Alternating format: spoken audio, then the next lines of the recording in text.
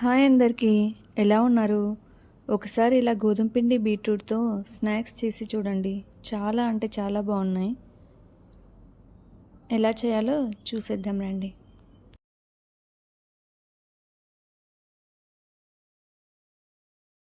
ఇలా ఉడికించుకున్న బీట్రూట్ని చిన్న చిన్న పీసెస్గా చాప్ చేసుకోవాలి.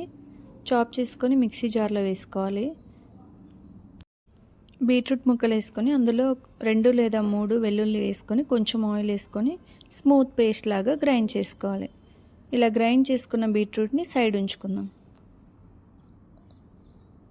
వేరే బౌల్ తీసుకొని 1 కప్పు గోధుమ పిండి, 1/2 కప్పు బియ్యం పిండి, తెల్ల నువ్వులు, నల్ల నువ్వులు, మనకు కావాలంటే కొద్దిగా వాము కూడా యాడ్ చేసుకోవచ్చు. నువ్వులు వేయడం వల్ల చాలా మంచి ఫ్లేవర్ వస్తుంది.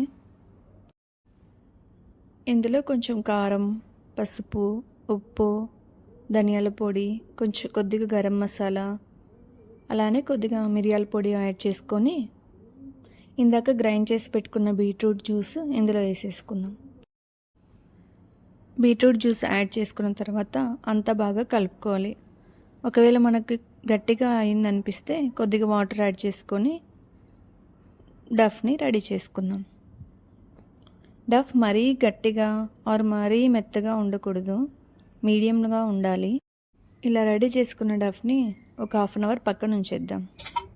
1/2 అవర్ తర్వాత కొద్దిగా పిండి తీసుకొని కొద్దిగా ఆయిల్ వేసుకొని ఇలా తిక్కుకోవాలి.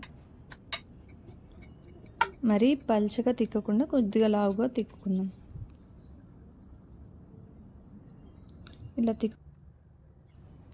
ఇలా అంతా తిక్కుకున్న తర్వాత మనకి ఏ షేప్ కావాలంటే ఆ షేప్ కట్ చేసుకోవాలి.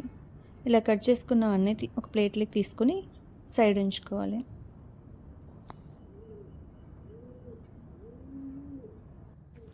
ఇలా బాగా ఆయిల్ వేడైన తర్వాత ఒక్కొక్కటి చిన్నగా వేసుకుంటూ ఫ్రై చేసుకోవాలి. ఇలా 2 సైడ్స్ ఫ్రై చేసుకొని టిష్యూ ఉంచిన ప్లేట్లో వేసుకొని సర్వ్ చేసుకోవడం. ఓవెన్లో అయితే 180 డిగ్రీస్ పెట్టి 10 మినిట్స్ ఫ్రై చేసుకుంటే సరిపోతుంది. చూసారా, ఓవెన్లో ఇలా రెడీ అయిపోయాయి. చాలా క్రిస్పీగా టేస్టీగా ఉన్నాయండి. తప్పకుండా ట్రై చేయండి. Thanks for watching. ఈ వీడియో మీకు నచ్చినట్లయితే లైక్ చేసి సబ్స్క్రైబ్ చేయండి. పిల్లలకు కూడా బాగా నచ్చుతాయి.